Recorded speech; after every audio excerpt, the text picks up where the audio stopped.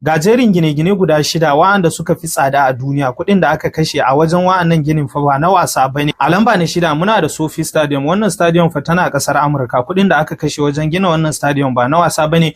Akalla sun kashe dala ɗaya har dala biliyan 5.5 kafin suka kammala wannan ginin. A lamba na 5 muna da Apple Park. Apple Park wannan ginin haka zalika ita ma fa tana a ƙasar Amurka ne. Wannan ginin fa ta ci kuɗi fiye da duk yanda kake tunani, inda an kashe akalla dala ɗaya har dala biliyan 6.9 kafin aka kammala wannan ginin. A lamba na 4 kuwa muna da Marina Bay Sands. Wannan ginin fa tana nan a Singapore. Kuɗin da aka kashe a wannan ginin fa hankali ba zai ɗauka ba.